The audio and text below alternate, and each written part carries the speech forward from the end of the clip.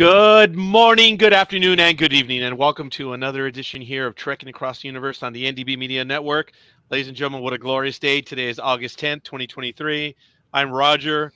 Right there, right above me is Michael.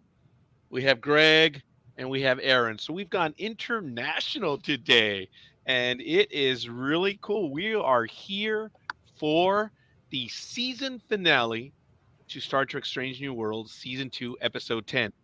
Hegemony. And eh, okay, watch. Richard and I are going to do this for a while now. Okay, there he is. And Richard. So we have gone international. Ladies and gentlemen, the episode is Hegemony, written by Henry Alonso Myers and directed by Maja Virilio. I know I'm butchering that one, but it's the first time that I see the directing credit. The episode is Hegemony. Wow. So, quick thoughts as we begin. Aaron, yeah. This was very pacey, this story. I also feel like there was a lot of like touches to the original series as well, like from music to like sort of set as well. But yeah, a good season finale, I think. Michael? I would agree. As we were just talking about earlier, some of it just went so fast. It was like, wow, it's been 50 minutes. So it's wow. Yeah. Richard? Yep. Greg? Oh, I found as a season finale, I found it lackluster. I'm sorry. I was not to go into too much detail at this moment, but I was not that impressed with it. I mean, it was it was good, but not, I don't think season finale worthy. Maybe that's just me, but I guess we'll find out as the show continues if anyone agrees with my opinion, but that's just the way I felt about it. And that's just me, though. I'm just one person out of millions of people, which means I'm usually wrong. So we'll move on. You're funny. Greg? Usually I'm the one that's really hard to please. So, but I mean, I love the horror element. I love the action. I love, that there was actually like attempts at science. I was actually really pleased with this one. It was, it followed up well to the previous Gorn episode without feeling like, a remake of Alien 3. Oh, Michael, I told you. Yeah. I told you. Yep. Alien 3. Yep. I knew it right then and there, but we'll get to it. Yes. But yeah, no, I thought it was really good. Good surprises, good good story, good action, and a couple really sweet character pieces too. All right, fair enough. I don't know, Richard, you and I may agree. I was a bit disappointed by the ending. I don't know what was up with Pike, but we'll get to that. It was just he seemed a little indecisive, and I don't know that that's the Pike character that we know. But again, as I spoke to Michael, we'll see what was happening. So very quickly, I'm just going to do the scene, the teaser, Captain's Log 2344.2. Well, Roger, at least he didn't say fire and leave us hanging. We talked about that as well. Yeah. Well, I'm just saying that. Yep. But that kind of reminded me of what it was, like at the same type of hanger that we were left with in Next Gen with Riker. And I'm not saying it's wrong or right, but yeah, you're right. He was indecisive, and I didn't think that was part of Pike. I thought Pike would, but then Pike's a different captain. Shatner would have just said, "Screw this! I don't care what you say. I'm going to go balls in." But then again, he has reasons to be hesitant too. I mean, it's not like he, there's reasons for this. But I guess we'll find out when season 3 continues next year. yeah. Right, Yeah, we will. And I appreciate that commentary. So, as I was mentioning, Cayuga is at Parnassus Beta, and they're on a old Midwestern planet. For those of you that know and don't know, that was the Paramount backlot. I've been there. I know it. I saw there was one scene where they look down the street like, oh, hey, by the way, at the end of the lot on the other side is where they filmed on Studios 8 and 9 the original, not the original, but Next Generation, Voyager, and all that stuff. But anyway, Chapel is with the Cayuga, and Pike calls Battelle, and she tells him something about, hey, oh, no, Pike says, at least we're not singing a song every 10 minutes, which was a tie into the prior episode.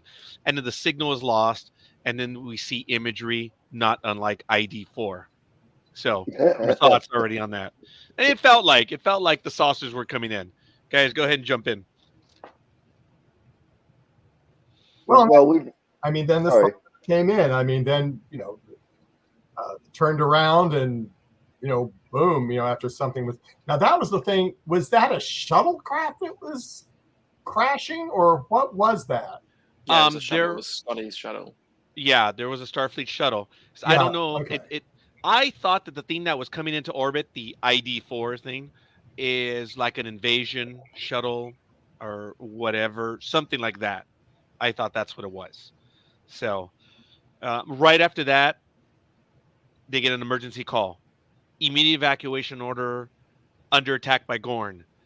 And then Robert April, who we haven't seen very much of him, and I was always wondering what relationship April and Pike were going to have based on the second episode.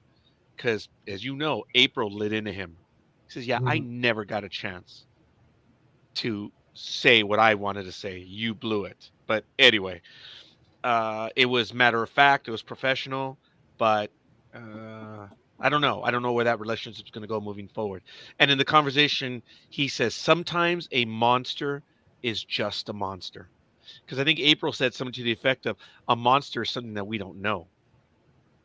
Well, no, it can be a monster. So I believe the order is issued, reconnaissance only. Don't risk the situation that we have with the Gorn right now, is what Robert April told them. And then the Enterprise arrives, and they discover the Cayuga debris field. Wow. See. Your thoughts, gentlemen, on all that. I feel like it's really interesting that that Pike has such a strong reaction, and some of the other characters have such a strong reaction to the Gorn, whereas like the previous episode, like the one before, there are other characters who have a strong reaction to the Klingon, and like it's sort of they try to sort of the other characters try and downplay that, and here we've got the situation reverse where people like Pike and Spock and Sam Kirk are all like, "Oh, we got to kill these people. We got to kill these Gorn." So I thought that was an interesting juxtaposition and how it was handled completely differently. I didn't think about that, Aaron. I appreciate that. That gives me a little bit more insight on that teaser. That was good. We've got a lot to think about as we enter this. We know Christine's actually on the ship and it's in ruins. We've got, we don't know how they're going to treat the Gorn following the criticism of last year's episode. Yeah. So there's a lot. The initial Gorn ship is immense. You mentioned ID4. It's like, wow, this thing's immense. From the technical aspect, oh my God, I loved seeing all the little girders and stuff sticking out of the ship, though. Oh yeah, yep, like that. Michael and Richard. Yeah. Yeah, it was. I don't know what. It's hard to say. I mean, as I said, it moved fast for me, and I had to watch it a second time, and it still moved fast. I kept picking up other little things. The thing that got me, we saw the debris field, and that was like, oh yeah. They're gone. And but I thought, I said, well, Christine can't be gone because they don't want to change canon that much. So you see, that's the issue that we have. Yeah, there really is no mortality for they're gonna live. But anyway, yes, Michael, I think that's one of the things that is the drawback when you do a prequel. Yes, they will not die. I agree. I mean, but still, I mean, it's like, oh, how is she going to be saved? And Spock does. I thought that was interesting. So that's my little take on that little little area. So. Richard. I agree that, she's not going to be killed off. And that's one of the things I liked about The Walking Dead. Everybody was open for execution. There was no anyone protected. You thought, oh, this actor is going to be protected, and then next episode he's dead or she's dead. So you might say that Rick on Walking Dead, if you watch the show, may have been a protector, but still you didn't know. I mean, you get that, but you're right. How are you gonna resolve Christine? Where is she? And and that we're probably going to spend most of the episode with Spock showing some kind of worry on his face because he's not yet there of purging all of his emotions yet. So he is going to be worried, and the rest of the crew is going to know that he's worried about. Well, they're all going to be worried about Christine, but they're still going to be more in tune to Spock being worried about his former flame. So, and also we got Pike worried about his girl. So, I mean, there's a lot of love interests out there, in danger. So it's an interesting episode. I guess it could. So we'll see how it pans out after we get back from the break. We go into the intro and then Act 1. Folks, this is where it felt real. The realization that they see the Cayuga and the silence of everyone when major events happen. That, I'm not going to say that my hair stood up on end, but boy, did it. When they realize the Cayuga is destroyed and Pike is just frozen for a moment, says, all right, no assumptions. Okay, sensors, comms, transport are down, or reports. And red alert, Gorn Hunter ship warps in. And then they get a notice that Starfleet Command has sent them an attached image, a cut and paste image that the Gorn sent them. And it looked like the neutral zone image, but that's okay. It was a demarcation image. And it was funny because I wrote my notes, demarcation, and then they said it on the episode. I'm like, oh, for once I was in line with the episode. That was the first scene. And then Pike says, ready room. I don't plan on leaving anyone behind. And okay, you know what? Let's talk about that first scene, the reality. What were your feelings, thoughts on that? Like I said, it felt real. It's like, wow, a ship has been destroyed. What is going on? Your thoughts on that, gentlemen? And if you want to go around, Aaron, and then I'll just go to you. And if you don't have anything, we'll just move on. I think it definitely one of those like no-win scenario things where just nothing works and there's nothing they can do, and then when they find out that it's the demarcation zone, they technically have no hope. Yeah. So yeah, dire straits. Greg. A couple things. Anytime they show like a graphic, I'm like trying to, take a look at it without freeze framing, because I want to hear the story. But yeah, I want to freeze frame. I love when they add little graphics. I'm always looking at what's going on the monitors. They've got another instance of one of the things that these writers and directors have been doing, and that's unspoken dialogue through their performances. For an episode that moved really quick, to have a scene like this building the suspense beforehand, it's just really set a tone that we don't know what's going to happen. They don't know what's going to happen. Yeah. We appreciate that, Greg. Michael, then Richard. Yeah, a lot of what I had said, the stark reality of when they see the debris field. Also, I mean, I agree with everything. I love seeing the graphic, and I wanted to freeze frame it too, and see exactly where they were. But I didn't, and I just went around. But it was, I mean, a no-win scenario. I mean, it really was.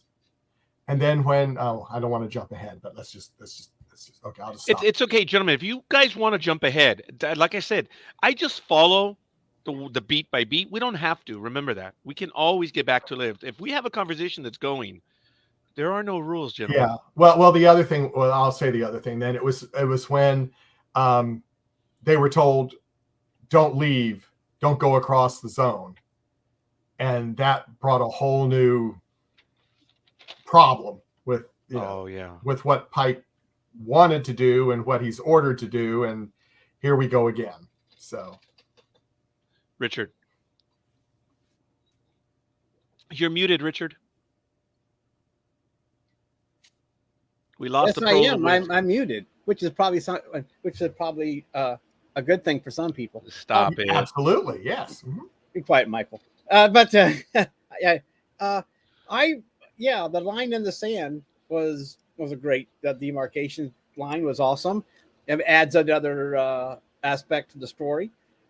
And so, as far as the ship being destroyed, you're like, oh, here, you see all this debris, and you wonder who survived, and if there are any survivors, and what's interesting, I guess we didn't go into, did we? Is that there's no way to communicate with anybody. No. I just mentioned that quickly. Yeah, That sensors, comm, and transporters were down. Yeah, everything is gone, and that adds another aspect to the story. You just can't locate people, start beaming them back to the Enterprise. You're really blind. Yeah. I guess talk about your fog of war in a way. So so you just don't know, and you have nothing to go by on the planet either. You don't know how many people are down there, how many are survivors, how many are dead. So it's a whole. I mean, it's almost like one of those submarine movies where you don't know what the heck's going on because you just don't know. But anyway, it was a good comeback. Way to come back and see the debris or them finding the ship's dead. It catches you. You hold your breath, like you said, Roger. I mean, you're like, oh my gosh, what the? I mean, you didn't expect the ship to be destroyed, but it is the Gorn after all. So I thought it was a good sequence. I thought it did what it was supposed to. You come back from break, and there you have it. Well, and then we follow up. Ready room, folks. And this is where he says, I don't plan on leaving anyone behind. I'm going to do this. I'm going to do that. You can help me out, Jim. But he says, look, I know we've been told to pull back, but I'm going to go. And I get it. I know your feelings. And then someone says, yeah, there are a lot of people that share your feelings. And Kirk is in the background, and he says, I guess he's making up for it. He says, look, I know I was frightened last time, but I want to go ahead and examine them. And there was some sarcasm. I said, wait a minute, examine them? You mean with a phaser? And then Mbenga said, I'd like to add, or I'd like to aid in that study. I actually enjoyed that line by Mbenga because it is real. The anger, the what is going on. They understand that they're the cops on the scene. The crime has happened. What are you going to do? Pull back? No. Family is over there, and they're going to do something about it. And then he talks about, he calls a transporter chief, and he says, send crate number 32 over, G95109, and then we find out what it is. Starfleet apparently has already been able to adjust like they did with the Borg in that episode where they say, hey, why aren't the shields coming down? And one of the guys from Cardassian says, I have always had faith to never underestimate Starfleet engineers. And sure enough, they now have weapons and they have sensors that can identify them. They have a chance. That was a good scene. And what was the code he used? Epsilon T6. I wrote it down. Aaron, your thoughts on that? I was really expecting that, in Arena where they have like the grenade launcher. I thought that the box was going to be like the grenade launcher, or there was things that related to that episode, and then I was like, "Oh, that's really clever. That's why we've never seen those before." Because but that didn't happen, so I was very sad. Well, maybe that's the next box 33. Oh, maybe so. But that was good, gentlemen. Your thoughts on that? Because then everything actually starts moving very fast at this point. So even though the Gorn are nasty, I mean, and they're established in this series as being very nasty, I was a little surprised at Sam and Mbenga, taking the stance to study them as to, how to defeat them rather than, try to learn more about them. All right. Michael and Richard. Yeah, I might be jumping ahead, but I Okay. think I am. But I thought it was interesting with Uhura that she was trying to figure things out. Why? How is this happening? How are they cutting off our sensors, our communications? And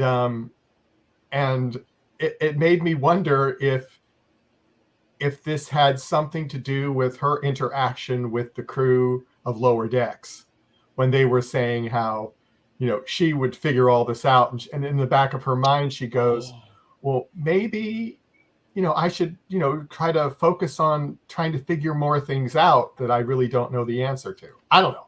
I just that hit me when I was watching it. So I like that. Richard. Yeah, she does take that personally. I mean, as we find out that she's got, but yeah, that was a surprise in the box, and I liked it. And plus they're always going to be finding ways to counteract their enemies, and this is the tech. So we'll see how this tech is used. This all goes back to when during which one, 4 or 3.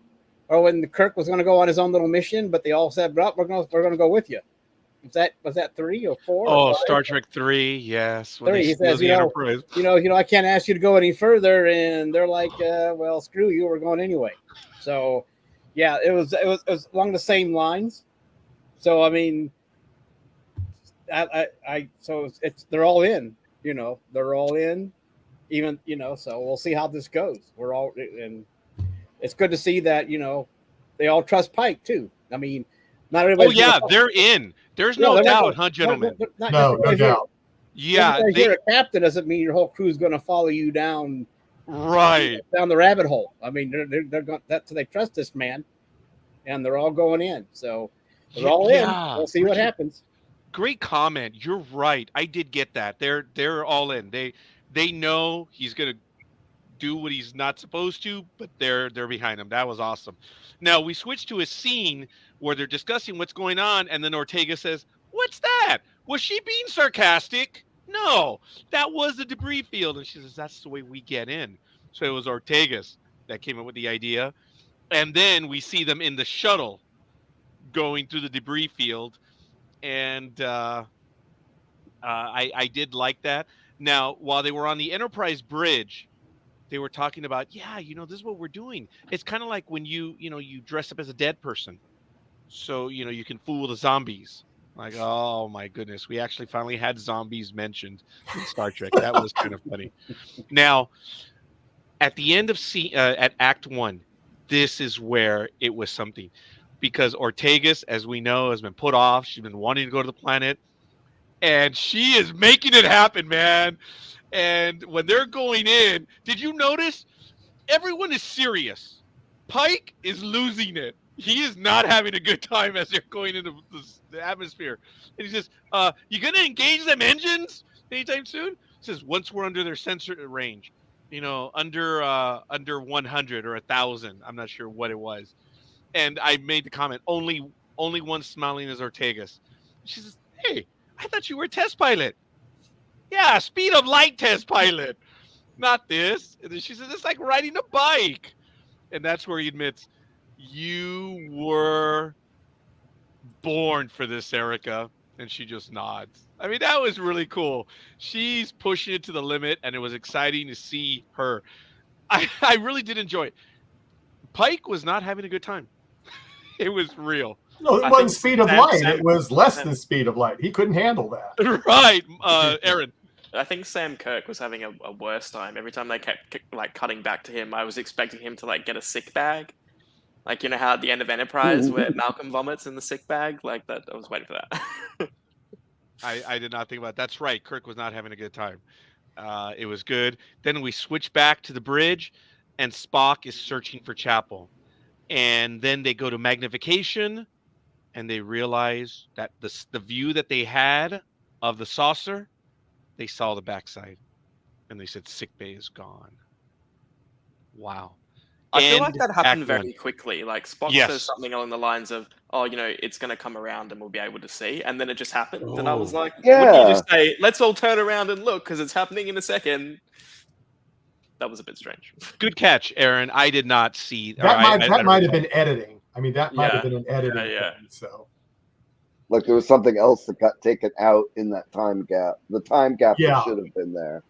Now, when Spock was looking for Chapel, is that where number 1 says, "Look, dude, there's no one made it"? Is that where she says it? I think so. I think I'm not positive, but I know she said it. All right. Spock was not happy about that. Okay, your thought, Richard, finishing up Act 1. Your thoughts? What the sick bay being gone? Yeah. Yeah, it was gone. Okay. But I mean, you had to worry Spock. And yeah. All I know is that Ortega was having a great time doing what she was doing. She had a big smile on her face. I mean, everybody else was freaking out, and she's like having the time of her life. And that's what I liked about her, was that they were all freaking out, and she's like, "This is awesome. This is what I've been waiting for." So, but she was in control too. No one yeah. Everyone else was white knuckle holding onto their seats. Yep. She's in control. She's on an away mission. What else could she ask for, right?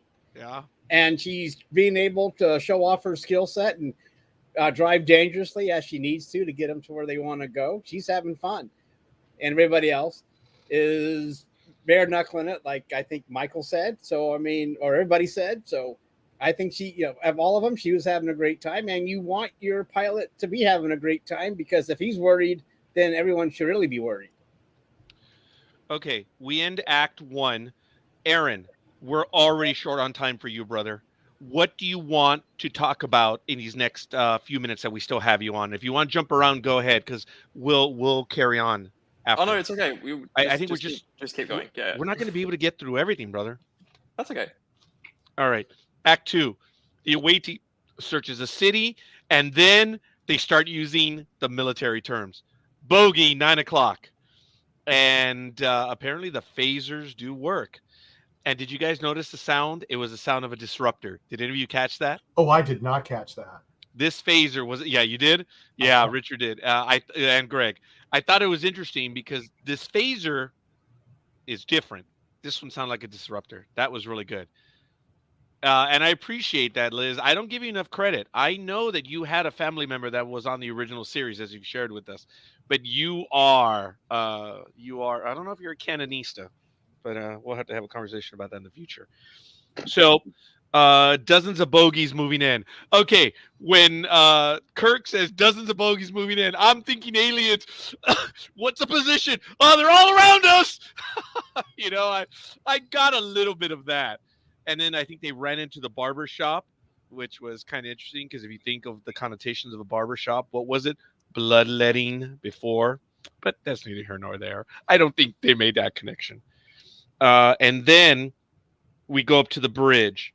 But, okay, Pelia and Uhura get together and they start having a conversation. And she says, I have a crazy theory. Did Pelia said, I love crazy theories? She did, but not at first. Okay. So she did say that. And then I guess, my notes were find some way to reach them. Gorn have moved on. Human signals down the street. I don't remember that. And then the landing party moves out and they meet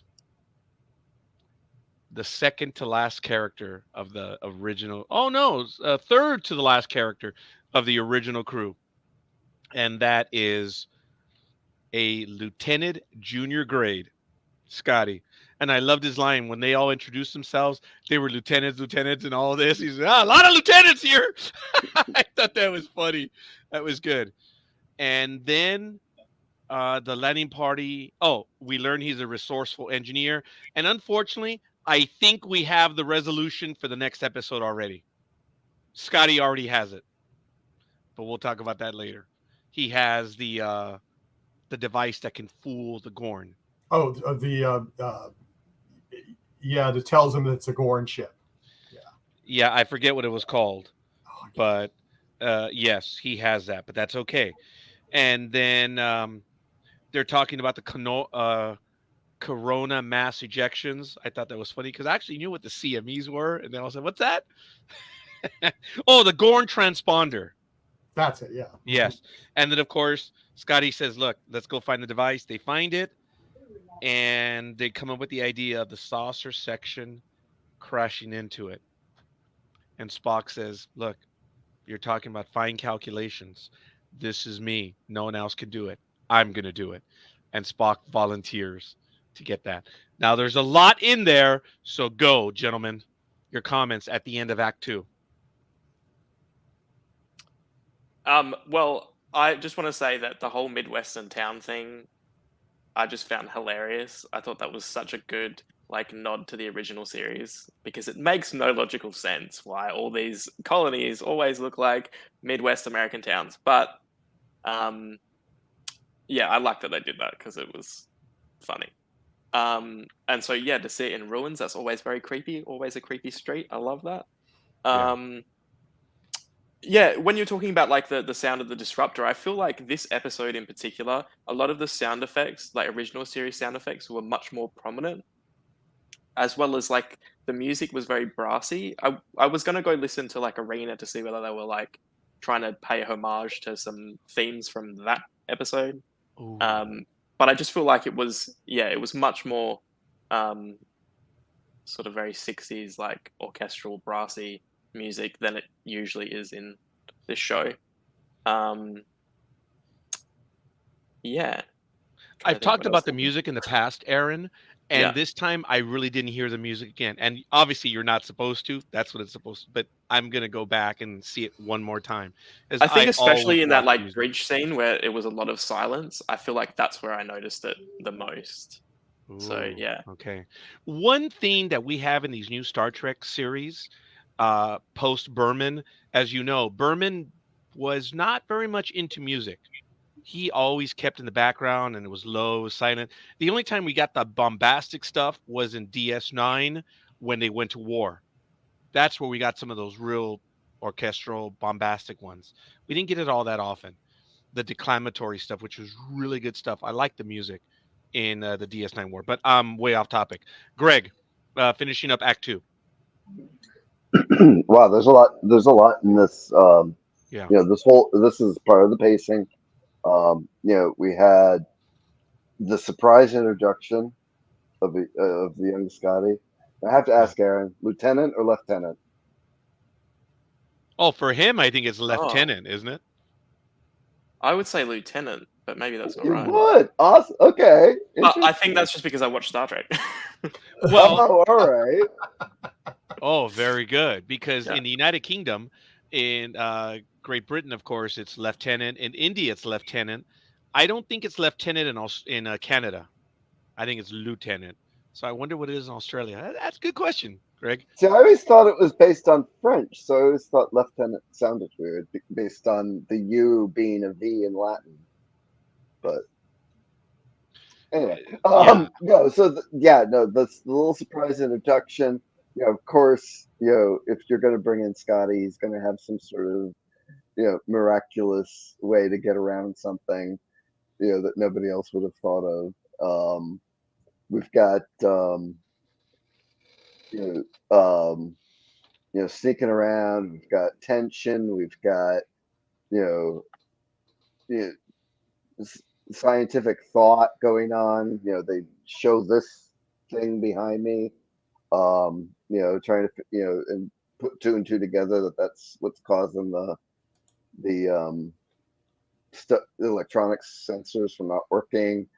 Yeah, they just did such a good job at going from, you know, not knowing to building the pace, keeping the suspense going. Gesundheit.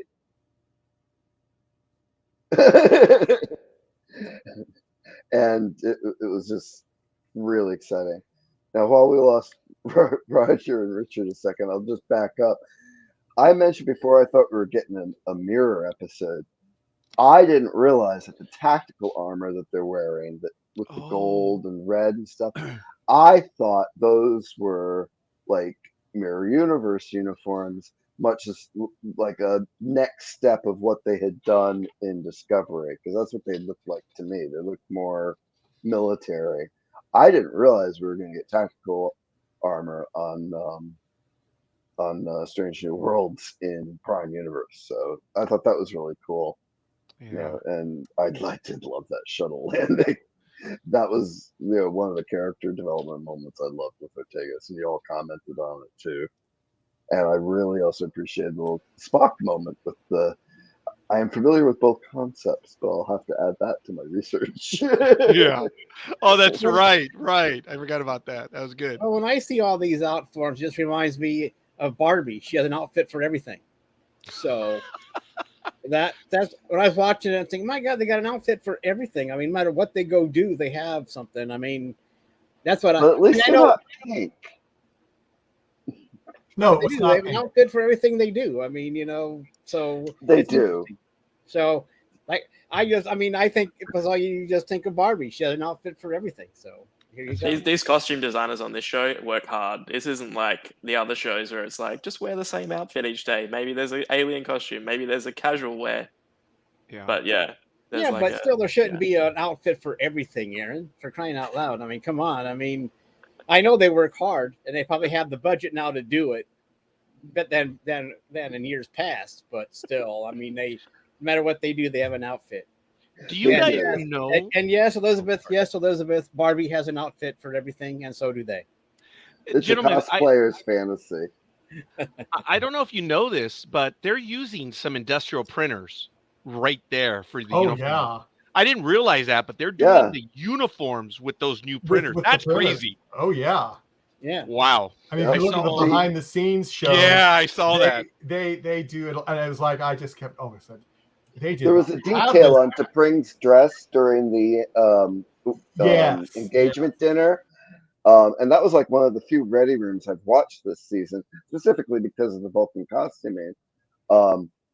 And they were showing, that they actually, they sculpted it and then printed a few iterations of it. And I'm like, wow.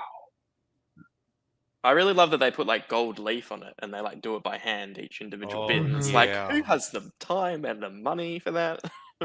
Well, They do, I guess. Yeah. yeah. Well, the Game of Thrones costumers did an amazing job too. Mhm. Oh my goodness, yes. They're spending money. I didn't realize they're spending $10 to $15 million an episode Yeah. for Star Trek right now. That's absolutely crazy. Yeah. Well, I think we got our money's worth in this one, but we'll see. Michael. Yeah, the finish one up? Yeah, Act yeah, 2. the one and Richard. thing in Act 2, it has something to do with what Aaron said about mid-century America thing. Oh, But there you go. There's right there. okay. I'm gonna Um, one up all of you. Yeah. But what got me is when they were going into the barbershop and I go, oh, is it Floyd's barbershop? Which they have used in previous Star Trek episodes back in the day in the original series. So that was my first. I said, is that oh, and poor Greg is just going, Michael, you're crazy. Well, I was trying to look at that because I did catch on that it was the Paramount lot. I Yeah. was trying to look at it to see how much of it still looked like the 1968 Paramount backlot. Yeah. So even though they film in Toronto, they actually went to the Paramount lot in Los Angeles. Dude, it looked like it. It really did. I recognized the Paramount lot. You're right. The filming is exclusively up there, but I don't know. They could have come down for one scene or two, because there's a few times you wonder if they did come down for other things.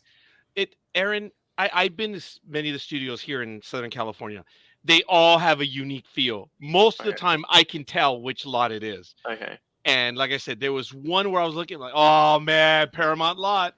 I knew.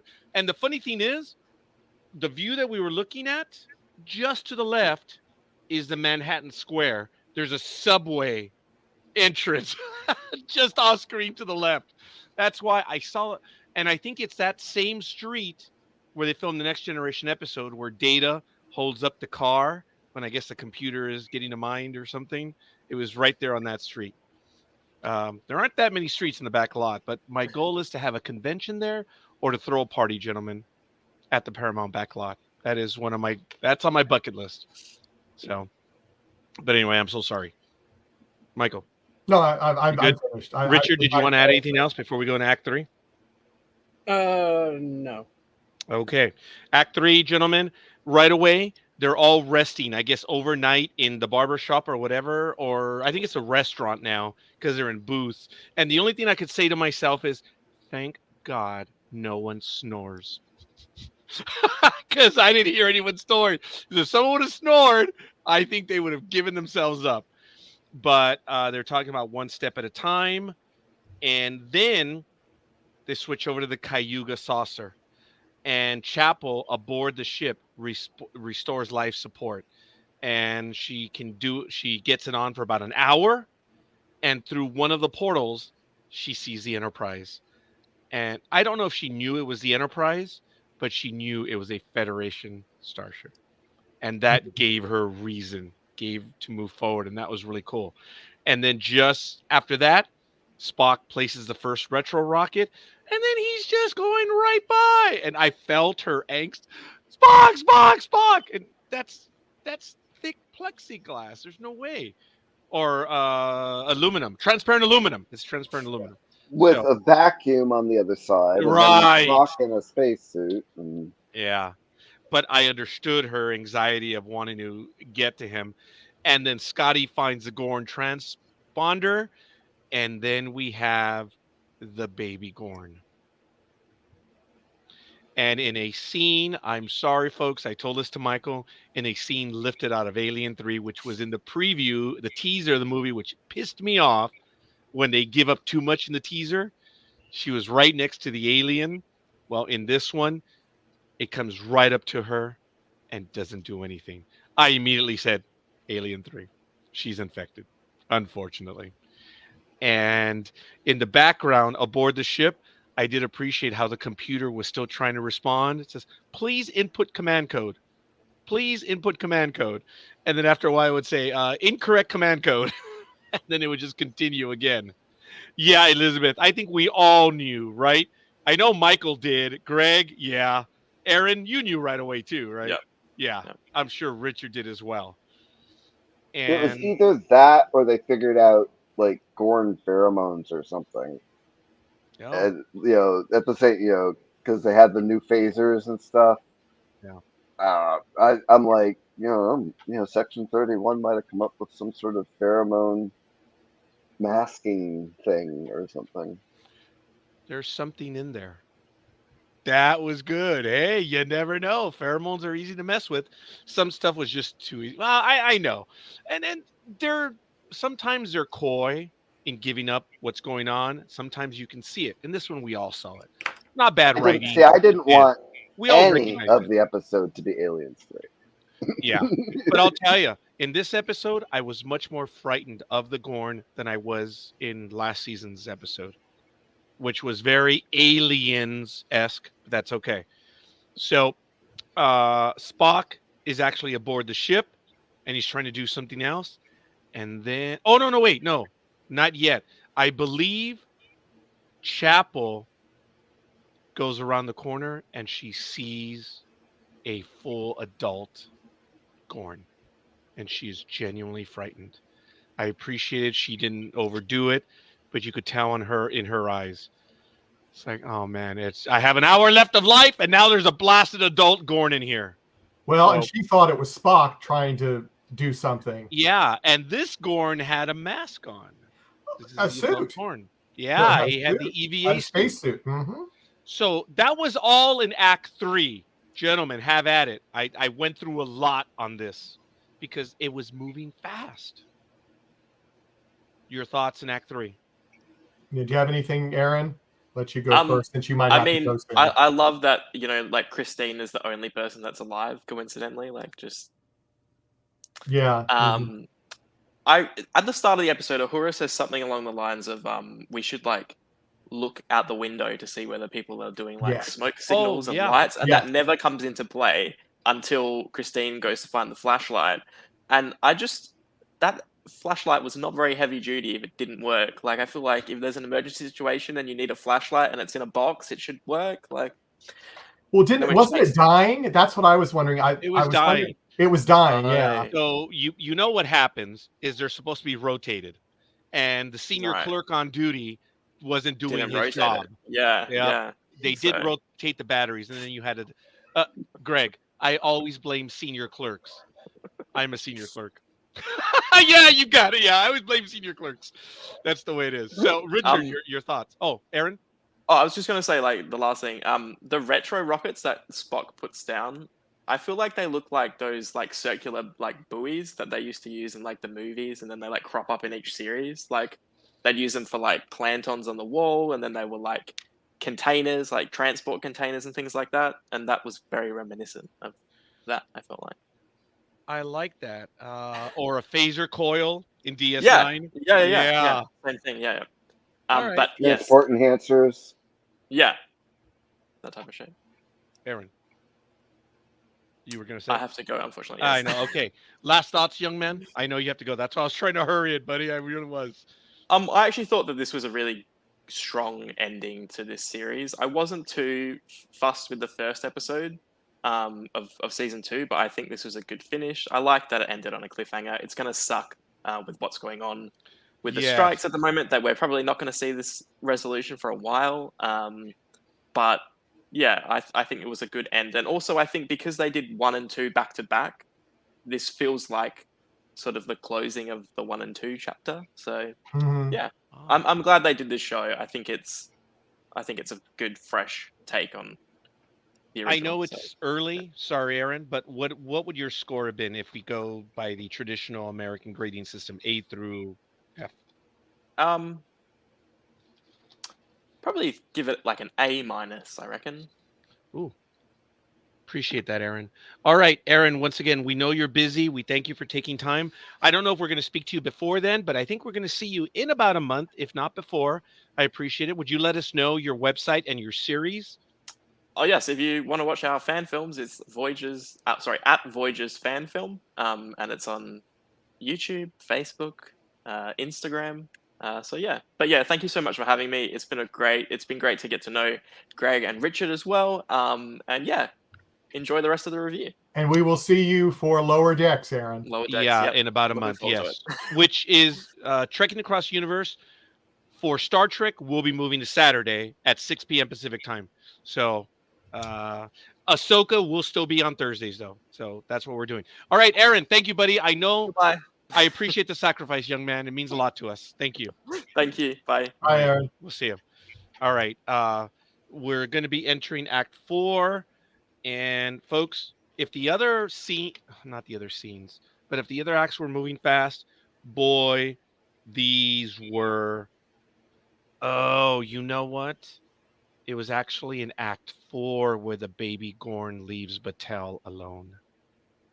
Oh, it was at the beginning of Act 4. Yeah, don't worry about it. Okay, well, It moves so fast. I'm sure you were, just. Well, I just noticed it on Act 4. I mean, I have 4 pages of notes, folks, but it is very heavy on scene transitions because there was a lot of movement in this episode. So this is the scene starting Act 4, which we kind of already spoke about, and I'm sorry about that. But it's where Pike is like, what is going on? That doesn't happen. And he's pressing Batel. He knows there's something else, and she ain't talking. And he's worried. Only 4? As in only 4 left? Or Act Only 4? 4 lights. Yeah. So after that, Spock places a second retro rocket. I was kind of hoping to get Aaron's thought on that one scene, which is coming up, which I really did enjoy. Only 4 pages. Look, the episode moved fast. That's page 1. Is page 2, and now you see as the episode sped up, page 3, and then page 4. That was it. And yeah, only 4. I'm still proud of him though. Okay, Spock places the second retro rocket, and the saucer begins moving. So up until this point, what are your thoughts on some of that stuff that was going on? we had a lot again in the going around. There's the tension with Christine. There's the tension on the ship. That Spock's executing the plan. We know there's a Gord on the ship. Is there only one? Is there more than one? And I love suspense, and this director delivered. It was just, usually I could predict what's going to happen. I had a few ideas what was going to happen, but watching it unfold was delightful. I didn't know what to expect. I saw Christine's eyeball the pressure suit, and I'm like, Yeah. hmm. Yeah, I did. That was good too. Michael and Richard. Is this when we have the fight with the Gorn, or is Okay. that later? The saucer begins to move first. And for me, folks, it started to move very fast. I'm thinking, how did the Gorn not see that? But that wasn't a decaying orbit like they discussed. But anyway, right. It was still enjoyable. Yeah, Richard, what were you going to say? That was a fast decay. Yeah. Very fast. And it was decaying faster than the rest of the debris. I mean, it wasn't like everything else was following. It was like you would think there'd be a big head start with the saucer section, or what's left of it, and then the rest of it's just hanging back. But I didn't think I didn't think it was supposed to, move that quickly, because when they first brought it up, they would say, well, it'll be a slowly descent. And there's nothing slowly about this, unless this is like, we got to hurry up because we only got 50 minutes. We only got 10 minutes left in the episode. So, I mean, this was about the point where I'm like, they're only this far. Either they're going to have a really crappy Next Generation 2-second wrap up, or this was about the point where I'm like, this one's going to be a cliffhanger. Yeah. Or both. Okay. Right after that, Gorn surprises Spock from behind. And this is where it happened. And Spock has his phaser, but he reaches around, but alien-esque tail whacks it away. And he loses his phaser, and we have a good old-fashioned fight. But the reality is, this Gorn is stronger. It can work in 0G, and I think it was only a matter of time before Spock was going to lose. And then Chapel reaches the phaser, and it kind of was drawn out a little bit, but then finally she hit that spot, got the phaser, turned around, nailed him. And again, it was the disruptor sound. That was awesome. That was satisfying. And then Spock got that piece of metal, broke the shield, and it started gasping for air, and it just floated off, just floating away. That was really good. I did like that. What did you guys think of the battle right there? I was very impressed. I mean, zero gravity fights are always fun, and I honestly would not want to have to choreograph one. I just couldn't even imagine what you have to do to figure all that stuff out. This 0G looked good. It did. This is almost like the Star Trek Beyond 0G. Wasn't that crazy, gentlemen, at the end of the movie? That was crazy, where they were at that one point where there was no gravity and they're just floating in the air, man. That was crazy. Gravity took over. Yeah, let's go ahead, Roger. I'm sorry. No. Go ahead. I was reading the comment. Go ahead, Richard. Sorry. Well, I'm just thinking that, you're right, but look at how fast these effects have been happening on the television or streaming platform as compared, like you said, Beyond, but how many years ago was that?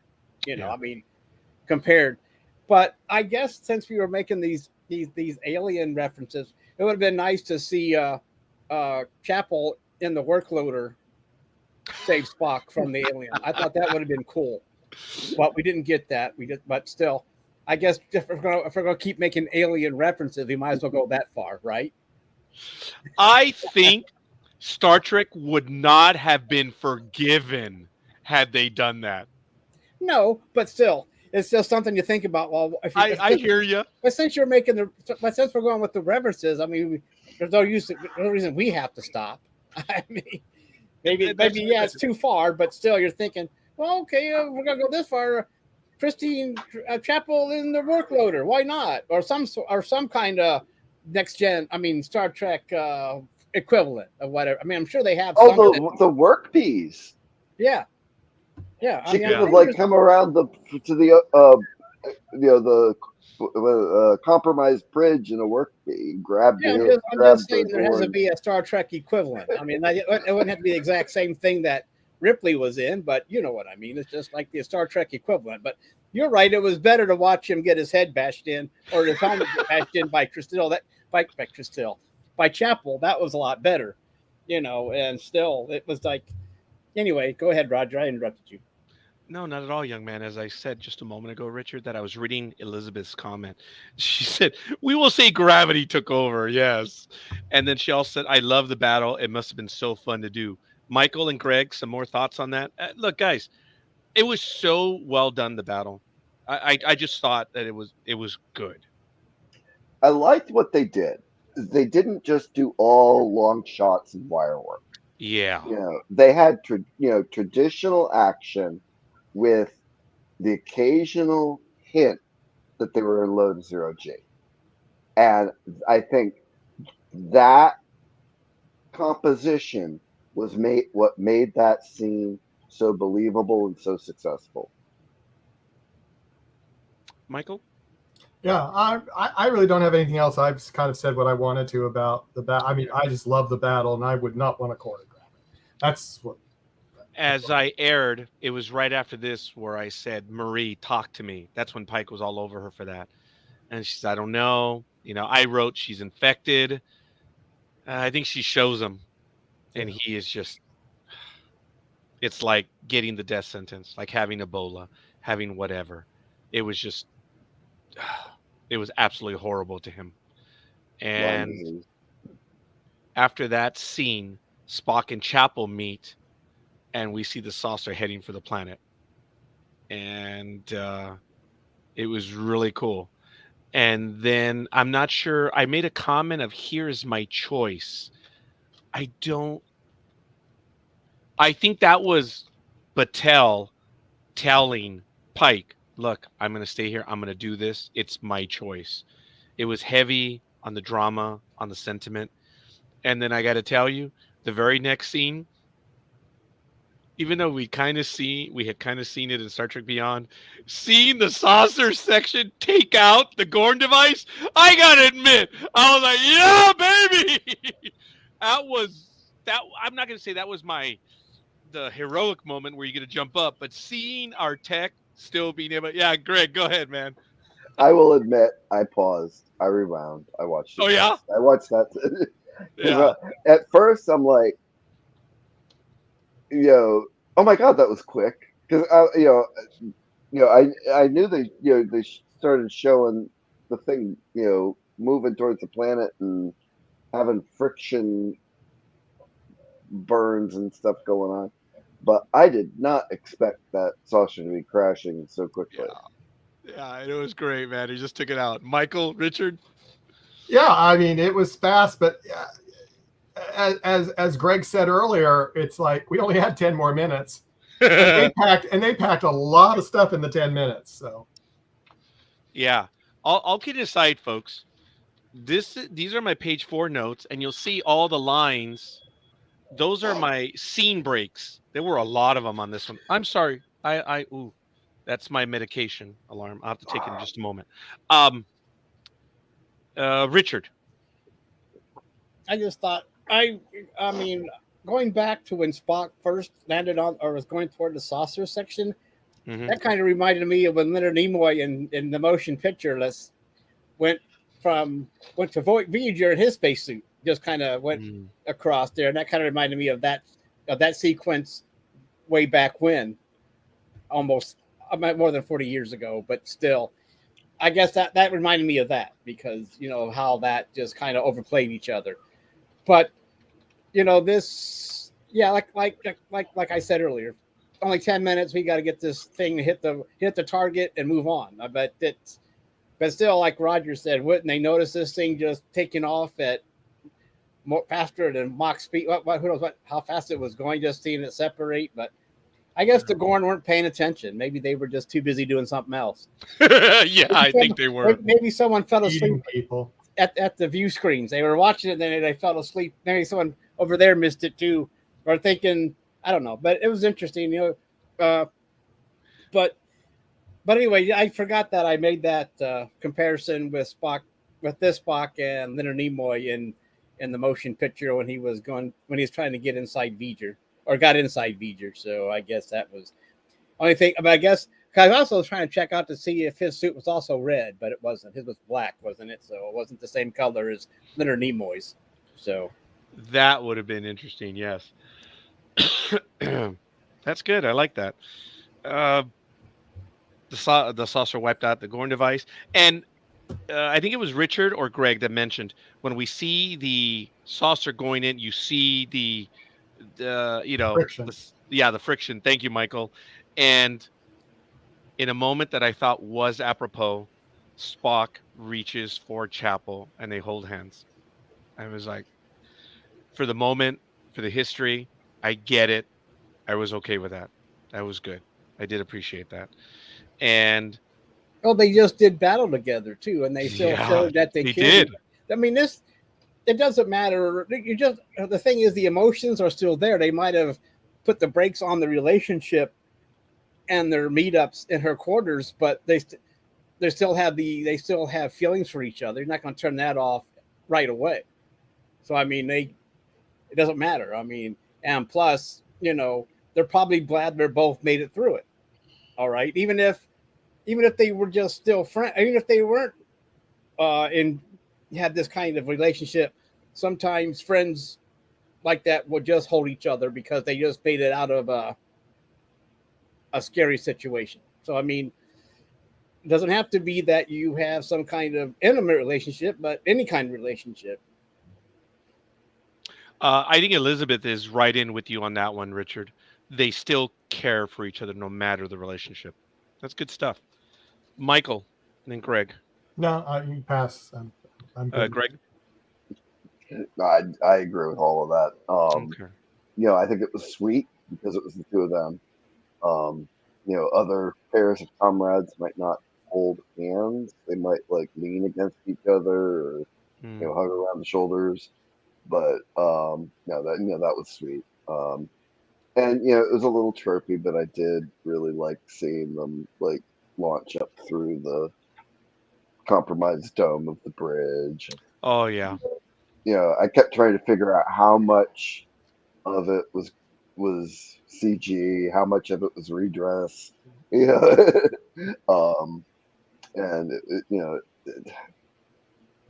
cinematically, they might not have done a lot of this through the season, but between all the great shots in the first episode and this one, they came through for me. I don't know if you gentlemen got the impression, but as the saucer section was going, you see the friction. They're perfectly in the middle. And if you take a look at it again, the flames are almost all around them. It's like they were being lit up. That was interesting. Take a look at it again.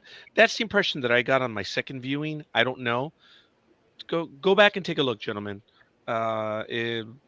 Just your thoughts on that. I don't know if it was that their relationship is flaming out or it's just right here. There was a beautiful moment that it was what heating they up. did. I'm sorry, Michael? Or it was heating up. Or it was heating up. Very good. Folks, when I watch anything, I'm always looking for the background imagery, the famous scenes of Shane, okay, walking off in the distance, Blue Thunder coming up over the bridge, and you see the sun at its back, A New Hope, A New Day. Lord of the Rings in the final movie when the Rohirrim launched the attack. You see the sun showing forth. I love that imagery. And it even happened in Star Trek II, The Wrath of Khan, when the Enterprise is coming up from behind the Reliant. You see it's lit up. And then the Enterprise strikes and gives the Reliant the mortal blow it's wonderful imagery. Oh God, thank you for mentioning Shane. Yeah, wow. It's incredible imagery. I look for those images, and I look for the musical cues. I love the music. It's Oh just God, unreal. the music was awesome in this one. There was so many homages to the original series music, um, but with enough addition and to make it unique for this episode. It wasn't just like they bottled some of the the suspense music from the original series. It was like you know we're reminding people that this is Star Trek through the music, and you know all of that's intentional. All of that is part of the presentation. I just like tried to skip around and find that scene that you talked about, and I'm like, yes, it, you know, it was You did see it. subtle. It was Yeah. subtle, but more so when they closed up on their hands, and Yeah. you had the saucer burning. Um, it would have been cheesy if they made it look like a heart around them, Yeah. but no, this was really subtle. It was really thoughtful, and is beautifully composed. Yeah. Appreciate that. I'm glad. Who knows? Maybe I finally got one on you guys. You guys are always Well, catching that stuff in the background, which I miss. it was that whole thing just felt so cinematic to me, and Oh yeah. individual. I hadn't gone through it for a second watch to pick out the individual elements, but all of those little pieces, especially that one, just brought the whole thing together. And yes, exactly that same type of cinematic swell of emotion when the Reliant, the Enterprise comes up from behind the Reliant. Now, it's after this where everything even moves even faster because it's at that moment that Spock and Chapel are beamed aboard. Oh, sorry. I almost said Spock and Uhura. Oh, I'm so sorry. I can't have that sound in the background. I'm so sorry. That's the Paramount Plus. Mute, mute, mute. Oh my goodness. Your mute button doesn't work anymore. I don't know where the mute button on this. Oh, there it is. Okay. I'm so sorry. All right. Right after this, it really gets going. They beam aboard and they say, we'll talk later. And they say, we apologize. Nurse Chapel, we need you in sick bay right now. So, like, okay. They get to their action stations, and we stick with the English naval traditions. And then they're talking about beaming the survivors aboard. And you have to look very carefully. It was subtly done. You see all the survivors, they're about to be beamed aboard, and I didn't catch it the first time. I didn't even catch it the second time. I caught it the third time. The transport beams are similar, but they're not. If you guys remember Star Trek 3, The Search for Spock, when the Enterprise activated, they were blue. When the Klingons activated, they were red.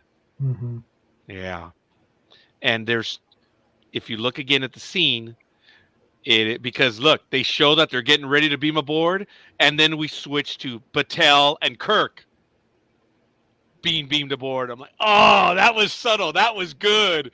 That was good writing right there. That was a throw off because you think that they're being beamed aboard, but no, it's actually Kirk. Oh, Pike. I said Kirk, didn't I?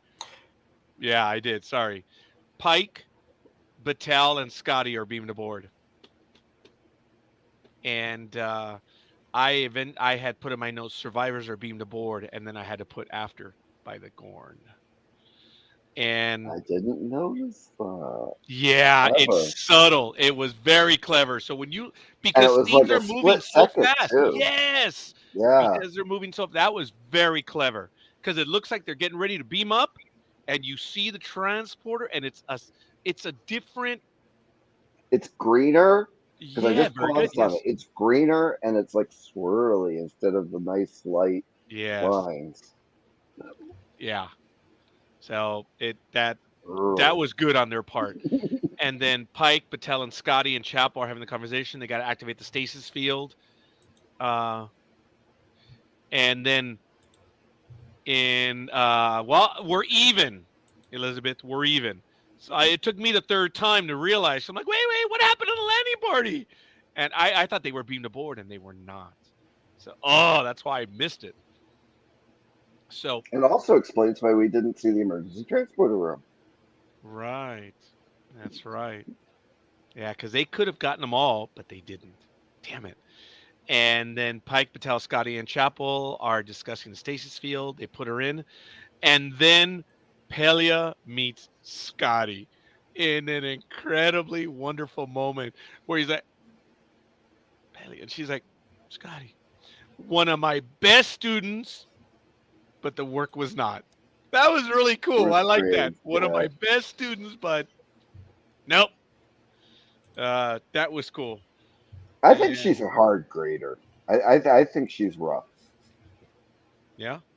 She has seen everything since math was invented. Remember that. So she has seen it all.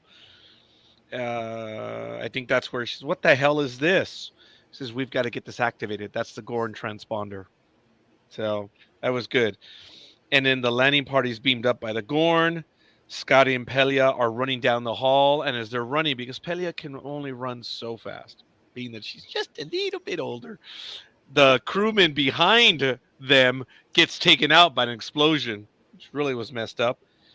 And then we have, I don't plan on leaving anyone behind. Oh, whoa, sorry, wrong pages. We go back to the bridge, and they receive orders to withdraw. And then we get 3 more, I was going to say Orion, but Gorn hunter ships show up, and they're taking shots at the Enterprise. And what I didn't like at this end was Pike being indecisive. I don't get it. He's outnumbered 4-1. We saw what one hunter ship could do to a ship. These are 4s. Like, what are you doing? You got to warp out. Dude, you got to do what they did in Battlestar Galactica, man. The Cylons show up. You got to jump. But I don't know. What were your thoughts on that, gentlemen? I actually covered quite a bit in those last few comments. Greg? So I love that we have Tony and Scotty together. It's like once I saw Scotty, I'm like, yay, Scotty! Oh, Pelly is gonna go home. So maybe not. Maybe not. Maybe not. He may shadow her in the engine room. That for season 3. I mean, I'm thinking. I would love that. I would love several episodes between the two. You don't think so, Richard? I don't want to see it. I mean, I want this series to stand on its own without having to go back and introduce too many TOS all the time. I mean, that is true. I mean, I understand, but so far, okay. I guess that's just my thinking. If other people want to see more TOS characters on it, that's great. But I would rather just see this crew find their own legs, and then because we still have plenty of time for TOS to show up. I mean, if this going by the timeline that we're in now, there's no big rush to do this, but that's just my thinking. But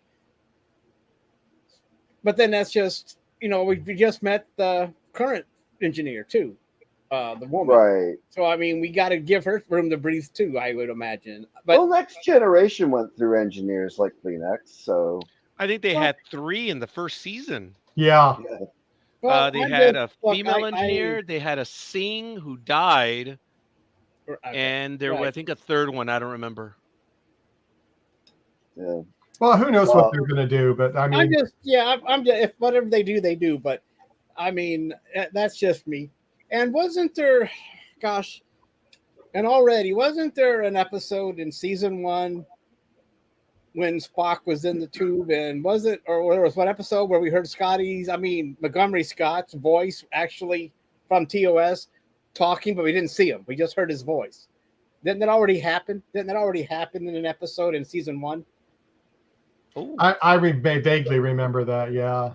Oh, did huh? Vaguely remember that, but I don't know. I mean, I don't remember which episode it was, but we just saw like an off voice because wasn't Spock working in the Jeffries tube, and then he shouts up at him. I can't remember which one it was, but maybe I keep thinking that we already heard his voice from from TOS.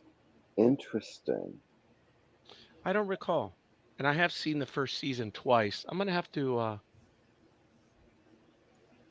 But it was the one where he actually used his accent instead of how he would always slip back and forth between his two accents. But still, this was it. But that was me. I thought that's what I caught. But then that was just me. Okay, Greg Possible. and Michael. No,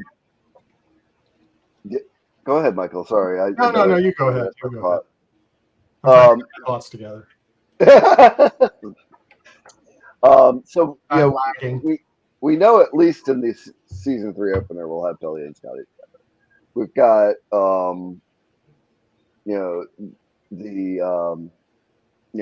revelation that that Roger knew about, that the Gorn took everybody else. And it's like, oh nuts. But again, I have to repeat kind of like what Roger said. It was so obvious that they were setting up for the cliffhanger. That indecision just lingered. After all of this awesome pacing, having him just look bewildered didn't fit. It was the only thing in the whole episode that didn't fit. Greg, check this out. Elizabeth says this was the comment to me first. Obviously, I actually understood some of Pike's indecision. He's fighting the eternal programming, leave no one behind, versus you need to sacrifice a few to save many. And Elizabeth, I get that, but the whole thing is they're under attack. And there's an orders captain. It's like, come on, man. These are dangerous warships, the Gorn ships. There's 4 of them now. Look at what happened with that one, remember? Okay, so logically, a whole bunch of them show up. Hey, man, I understand you want to say, but you're, sorry. I'm going to be a little on the old sexist side. You see one guy, you size him up, you can pretty much take him. But when the bonehead brings his 3 buddies, I'm not going to say you're going to stand up to him, but better part of valor, right? So anyway, I'm probably insulting Pike, the character. It's just, it seemed to me that he's a bit more decisive than that. But Elizabeth, I love your commentary. Greg, I appreciate it as well. I find it interesting that I think Richard and I are on the same boat on that one. It was a bit infuriating seeing him just be indecisive, looking back at everyone. I said, dude, you're not on a floating raft. You didn't hit the iceberg. Your ship's intact. You got the people that you have. Go. The only excuse is that Marie's with them. Yes. Everybody's with them, right? I mean, well, except for Ortegas, Mbenga, and oh yeah, that's true story. But we know Mbenga's going to live. Yeah, I believe. Does this even go back to Kirk? With Kirk always wanting to save his ship. Well, Kirk always saved his lady first and foremost, and that was I'm his just ship. saying that, but still, he wasn't indecisive about it. Okay, it's Mbenga, Ortegas, and Kirk. I don't know if I see. Oh, and La'an. See, and I'm thinking La'an has her weapon drawn. I don't know if Kirk does, but when they get beamed aboard, we know the next generation technology, they can detect weapons. I don't know if the Gorn can do it. They probably aren't going to be able to. Where they could actually, I know in the next generation, they could actually turn the weapon off. So my guess for the season 3 opener will be on the Gorn ship. Yeah. And if they really want to tell some good story making, it does not get resolved in episode 1. That was the awesome thing of DS9. Because when you think about the ending, A Call to Arms, season 5, when the Dominion finally says, We've had it. We're going for the station. Everyone thinks that season 6, we're going to get the Federation taking back the station. And no.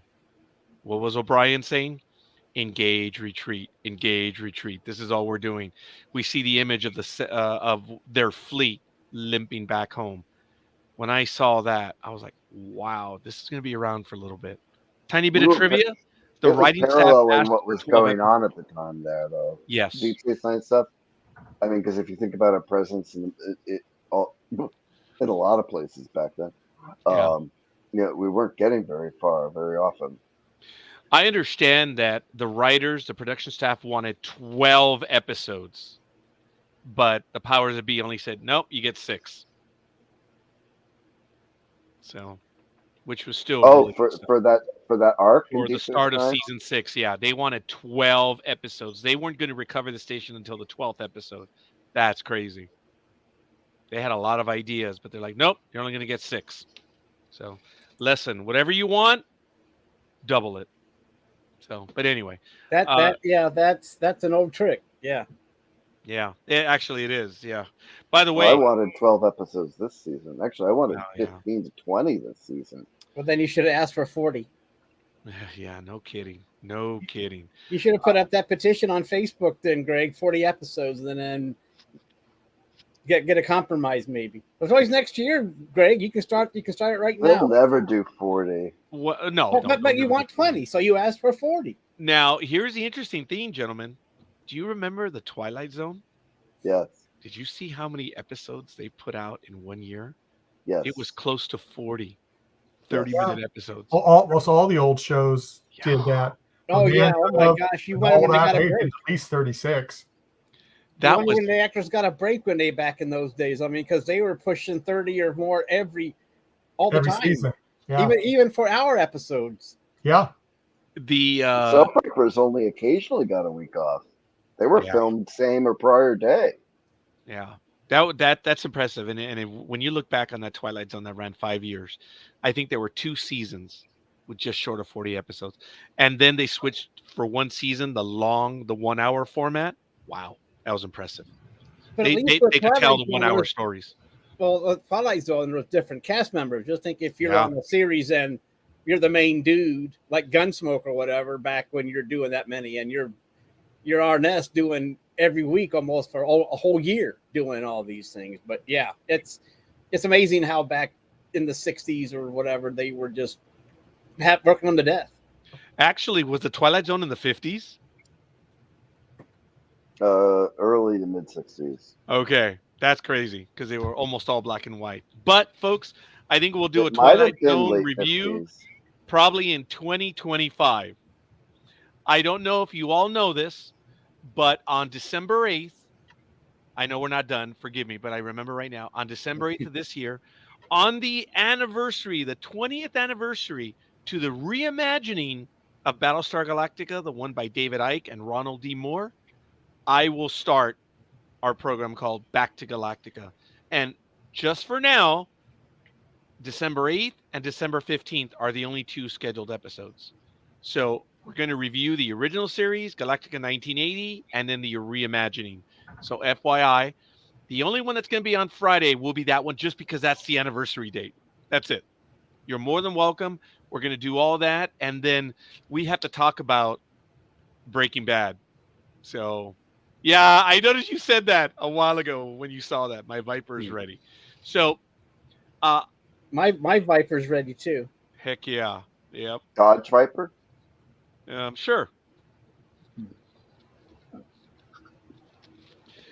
Michael, give us your thoughts on this episode, and then we'll go to Richard and then Greg. You want to do the grading now, or you can, or just this is. I always ask for your thoughts early on, and I appreciate Richard. You gave a good comment when we started up on as we started up. So you gentlemen are getting the feel for this, and I thank you. Just your final thoughts on this episode. If you want to give your grade now, we're good. Well, I enjoyed it. I'm kind of torn between 2 grades, but I mean, I enjoyed it. It moved so fast.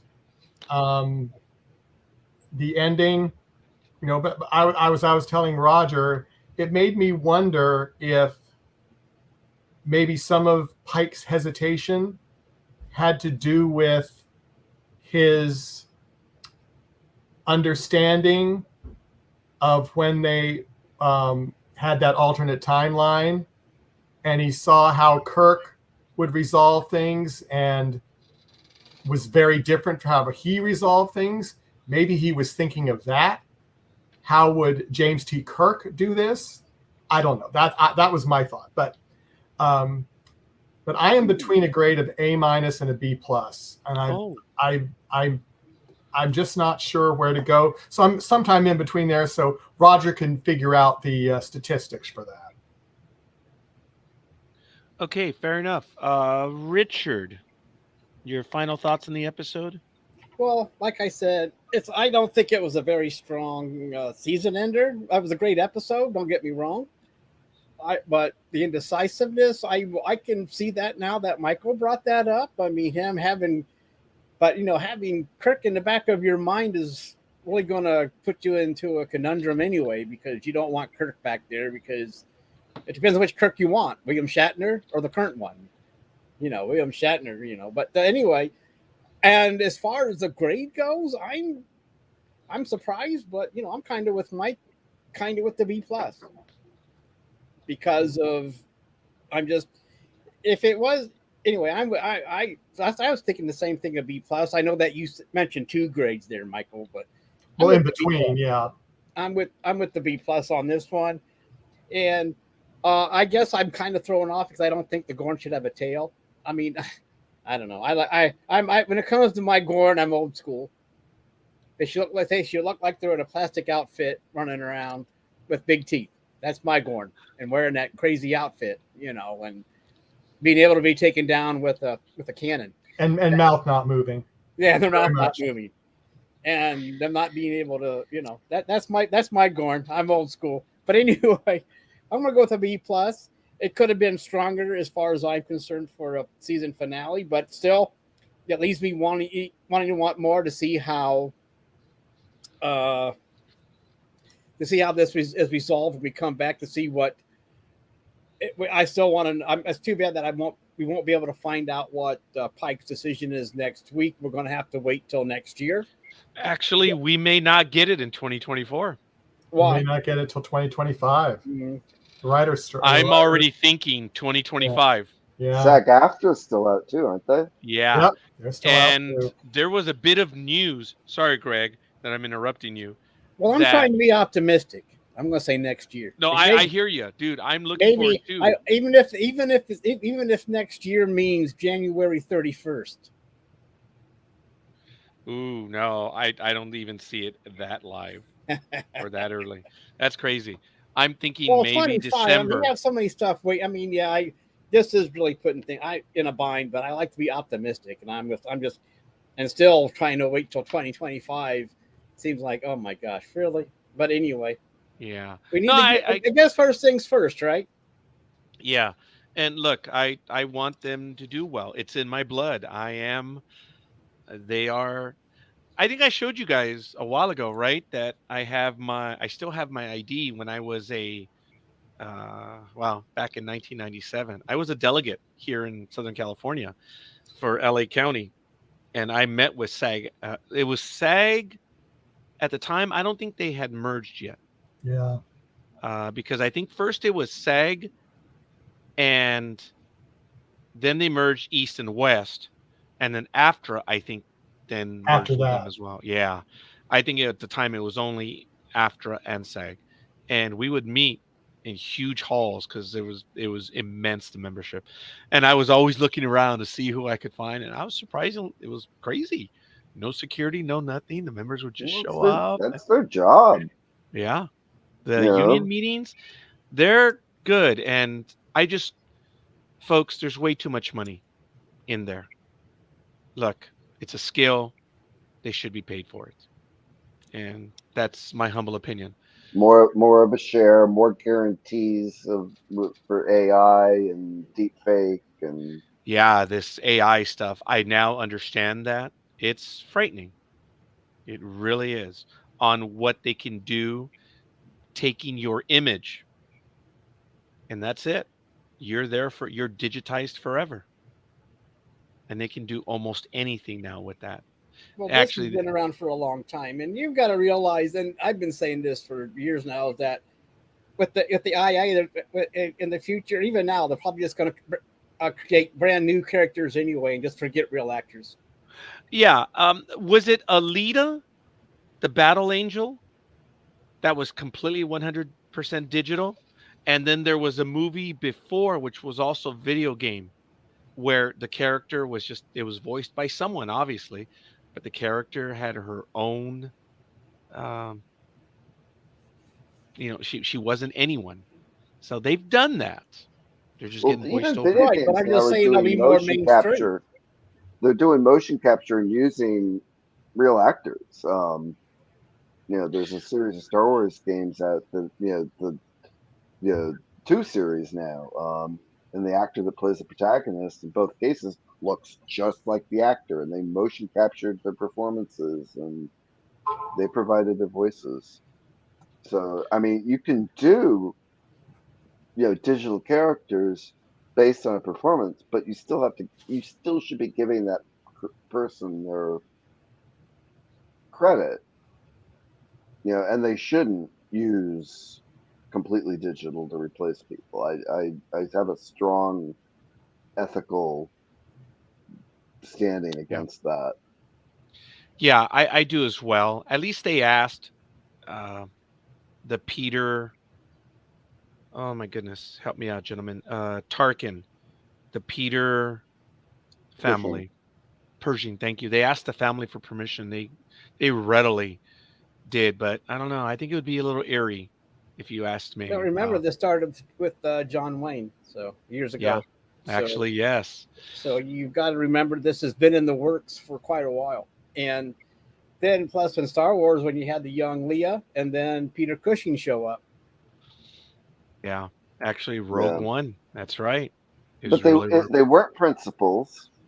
They were there for the continuity. Um, it wasn't that great either. Kind of stood out. But when they introduced Luke Skywalker in The Mandalorian or Book of Boba Fett, as you know, 5 to 10 years older than the end of Return of the Jedi, it was Mark Hamill's performance using, making him look younger, and so there was a fine line there, yeah. but they respected the performance of the actor. So, but to back Folks, up and get back on track. yeah, actually, I apologize. I wanted to do one thing. You were talking about motion capture. I'm sending the link to my fellow co-hosts, and I'm going to place it in the chat room. You all know her. I'm going to show a picture of her right now. We interviewed her back in, looks like 2011. When was it? Uh, no, 2010, May 25th, 2010. Janina Gavankar. She's a major star now, and she was the one that was in Star Wars Battlefront 2. She was a primary character. You guys remember that? Yes. She's beautiful. I mean, she's gorgeous. And we interviewed her when she was on the verge of exploding on the scene. And the interview with her, poor thing, she was traveling to the East Coast, and it was funny because she lost track of time. She didn't understand the adding the hours. She knew there was something, so she showed up very late to the interview. But her agent was working with us, and it was actually very amusing. She eventually made it into the episode, and she was so apologetic. She was a lot of fun, though. She was a lot of fun in that episode. She was great. And if you guys, this is when we interviewed her 13 years ago, folks. Wow. She was fun. That But game's already 13 years old? I'm sorry? That game is already 13 years old? No. We've been on air since 2008. No, No, but the video game is 13 No, years she old. was on after. We interviewed Oh. her before she got Okay. into all of that stuff. But that was just one. And like I said, I just wanted to show that one right now because she was a lot of fun, folks. So if you guys want to see that episode, well, you can. It's an audio only. I'm actually kind of both pleased and bummed they're using, all these awesome actors in video games. Because once they started getting really good and they started doing real voices and stuff, it's like, oh, I want to do that. Yeah. Oh, now it's all union. Oh, now it's all professionals. Yeah. How the hell do you get to be a professional if you never got the chance? Greg, what are your final thoughts on Yeah. this episode? Oh, this is their best of both worlds. I mean, we have a very immature show. They've got only 20 episodes under them. That is less than a season of the Of everything that came of before. almost everything. I mean, for the pre-streaming Star Trek ran, I think the shortest season was season 2 because of that writer's strike. Of the Next Generation, yeah. Yeah, 24 to 26 episodes, and most series that were on broadcast had that half year timing. So we have a very immature series, but the acting and directing, the story selection, there's some I could have done without, but it's been very mature, like fourth season Next Generation mature. So for that, this young in the season's this show's history, to have an episode like this, I was extremely impressed.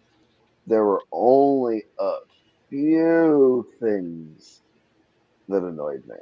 Um, Other than that, I thought this was probably, you know, I'm gonna say second strongest episode ever. Oh, okay. What And would I be your can't grade think on of this what one? my Sorry, grade on no, this one. sorry, I'm Greg. gonna No. Go ahead. Finish your thought. I'm sorry. no, I have to think which one is better because there's a few that stood out for me as Star Trek. I'll have to get back to everybody on that one of which one I liked that I think is the Oh, best. that's But right. um, for this one, I am going to say A minus. There were only a couple detractors for me, and one of which was that long drawn out. Yes, now we know it's going to be a cliffhanger. There was a lot to like in this episode. There's some not to like. I think it was a good story. I There was some exciting stuff. Everyone was involved. It's just it sticks in my craw, folks, being so indecisive. It really does. And for me, that brought it down. But there's good in this episode. There's no way I can be nitpicky. The story worked. The story worked very well.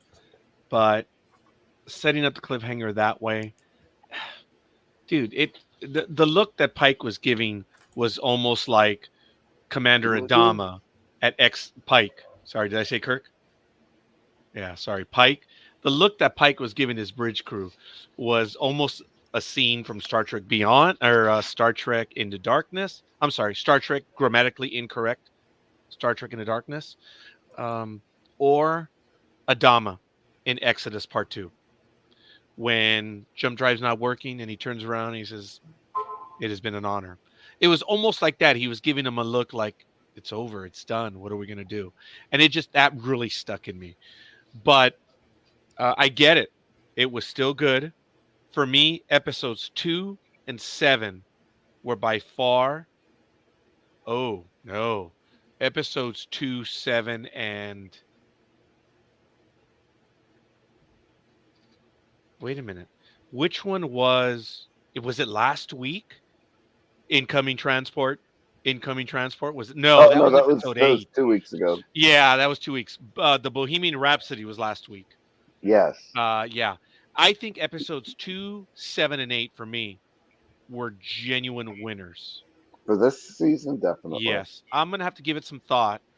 Oh, yeah, Elizabeth.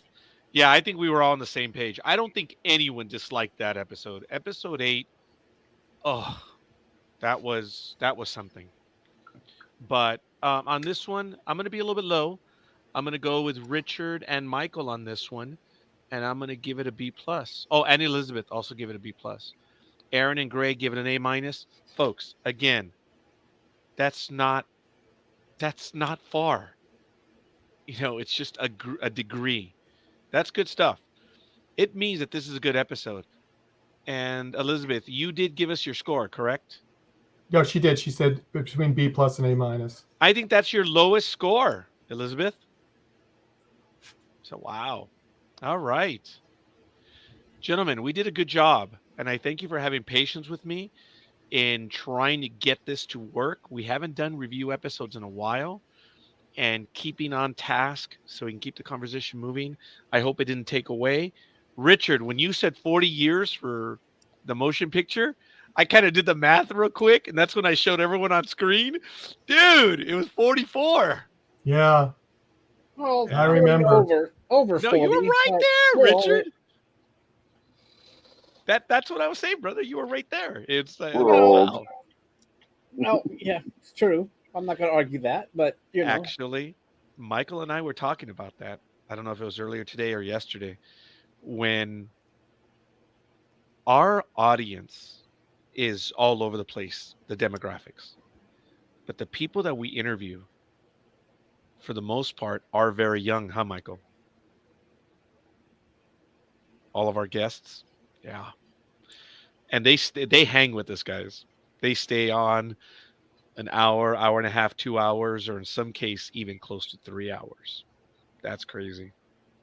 Well, say what most people complain about Gen Y or millennials, and I found this my son's generation, and even some people younger than him, are much more interested in spending time and palling around with us older people.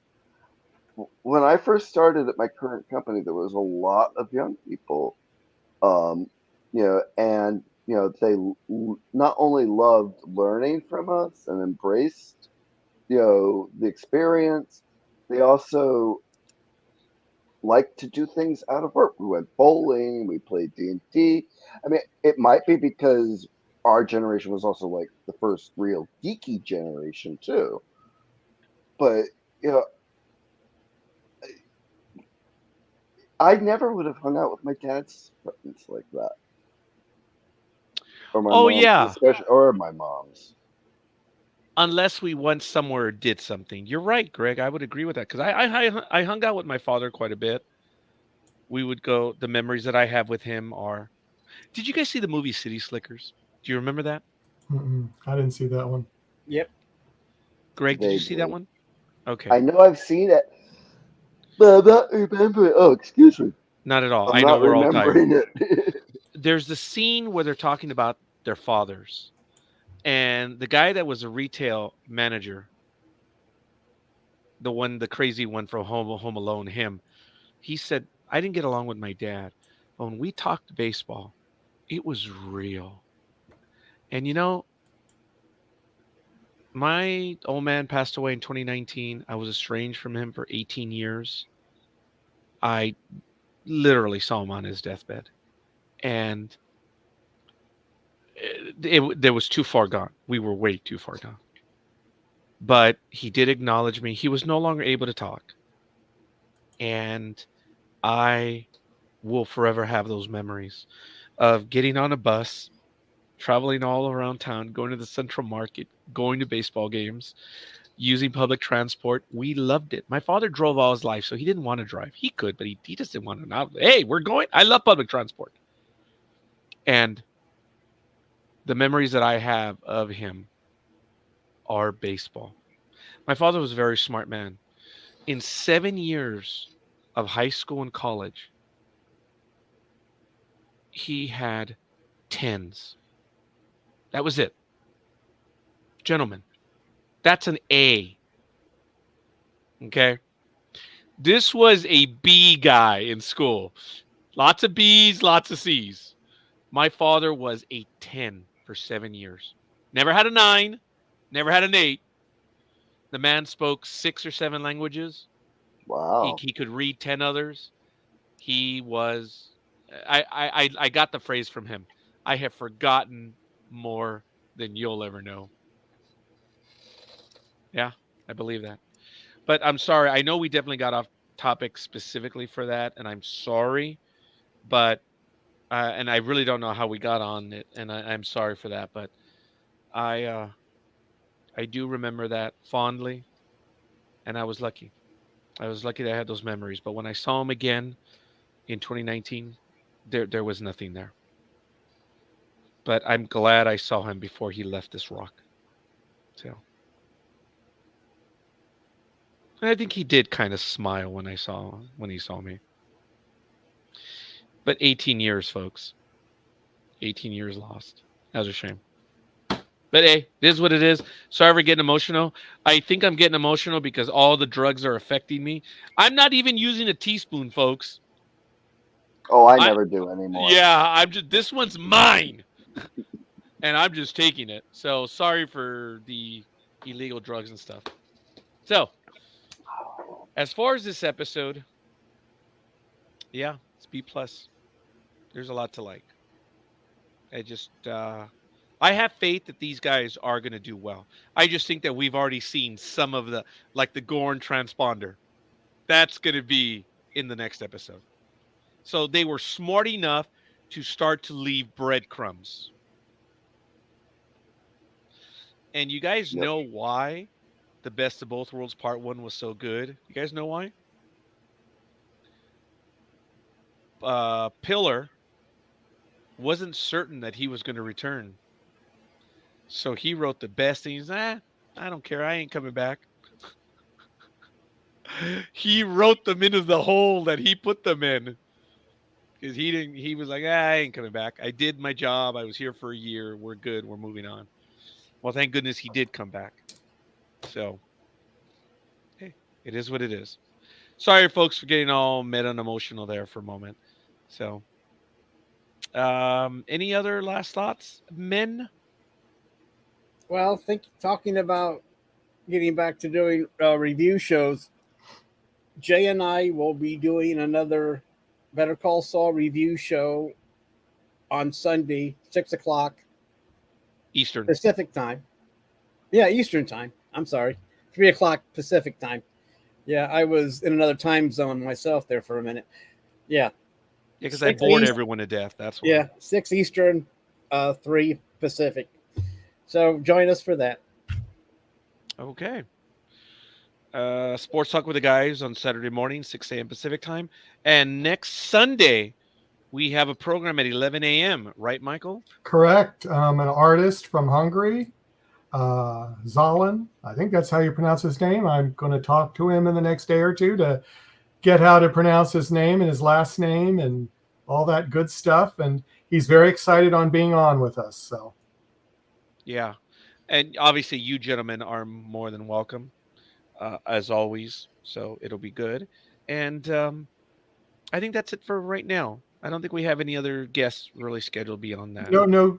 Well, they're in the works. Well, I will, just because Elizabeth is here, I'll go ahead and make the. Oh, we can actually make part of the announcement. Part of the announcement.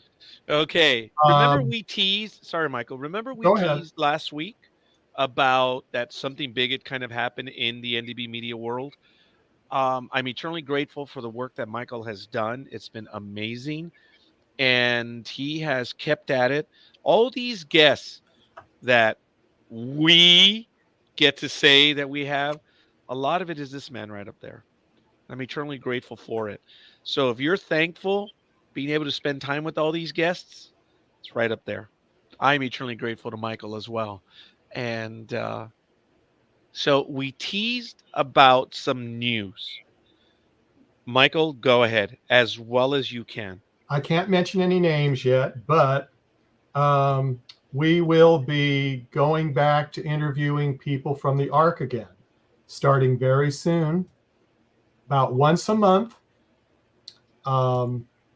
And we're very excited about that. We had to get approval. We were cleared by Electric Entertainment and by NBC Universal to do it. And Sci-Fi. So And it's actually Sci-Fi. Electric Entertainment, Sci-Fi, and NBC in that order. NBC Universal. Yeah, so we're very excited, and I'm working on getting some new people, and some people that we've had on before. Hopefully some fan favorites. So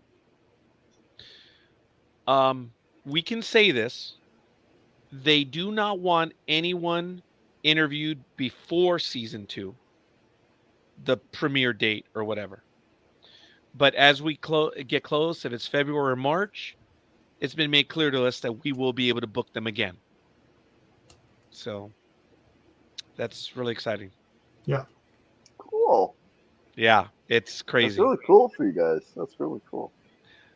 Yes, Greg, thank you for us. Yeah, so we're excited. It's been several months in the work, and I'm very glad that it went through, because it was a little dicey there for a while.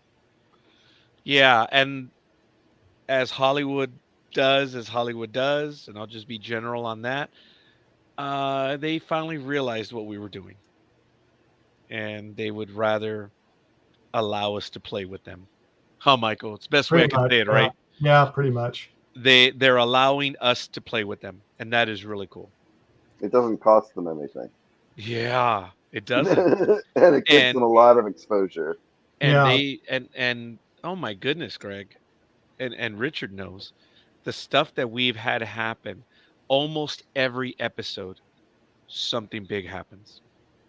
I mean, just amazing, something big. Some of the things that stand out the most to me was, of course, Mercedes, when she was talking in that interview. And Greg, everyone in the chat room, there were a lot of people in the chat room commenting, right? But it had gone dark. The hosts, we had gone dark. We were listening to Mercedes regale us. And all of a sudden, I just realized, and I just said, oh my God, did you guys realize, Mercedes, the audience has gone dark? They're listening to you. She enthralled them so much. I had never, ever seen that anywhere. And everyone was piping up in the chat. We're listening. We're listening. I said, yes, we know you are. That's the whole thing of the con panels, right? Yeah. Get the question out there. Let the guests talk. Let the fans appreciate the guests. And the best panels are the ones where, the